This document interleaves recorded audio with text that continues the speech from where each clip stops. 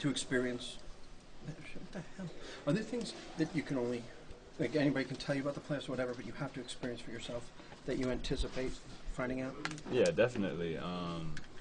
Just the whole atmosphere, the whole vibe, the intensity, the attention to detail, those are all really important. At the end of the day, it's just one of those things where, you can talk about it all you want, but until you get there, it doesn't really mean anything. The game you won here, you did all those move the ball, spread the floor, all the kind of stuff that you always preach. The two losses were kind of like the Laker game, where it got stuck on the side.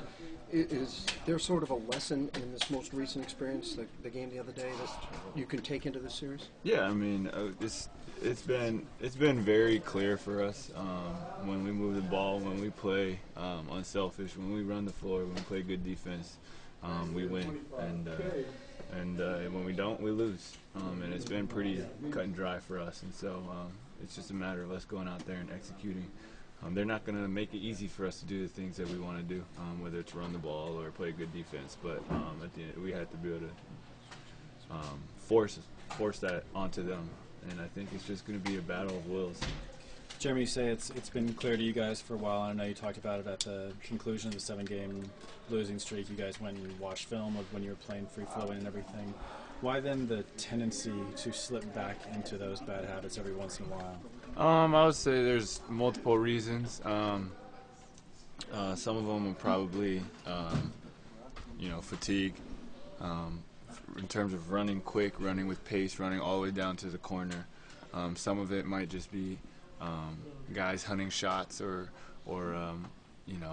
if you're struggling a little bit, you're not necessarily gonna be as unselfish, or at least that's human nature, and that's what we need to fight. And then also just, if shots aren't going down, that affects if they're scoring, like if we're not doing well offensively, that affects our defense, that affects our energy, that affects our vibe. And so there's a lot of different things that go into it, playing on the road too, and not communicating enough, not talking enough, not being able to hear each other. There's all types of things that can contribute to that.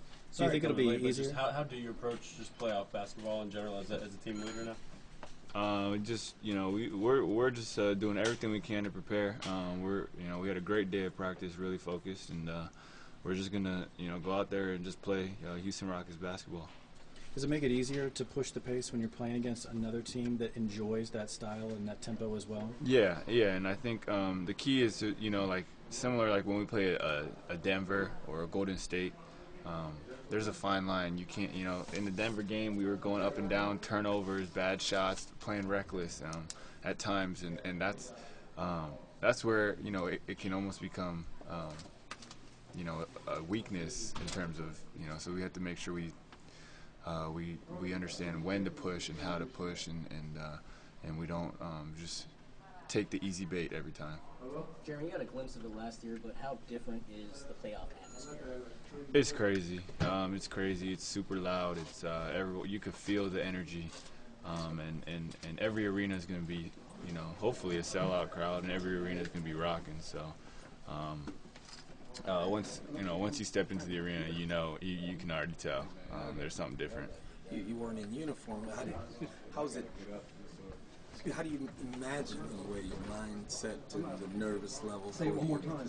This is different than the regular season. Yeah. I mean, when we get out there, though, it's all basketball. It's still basketball, 5-on-5. At the end of the day, that's what we've been doing this whole season, playing basketball.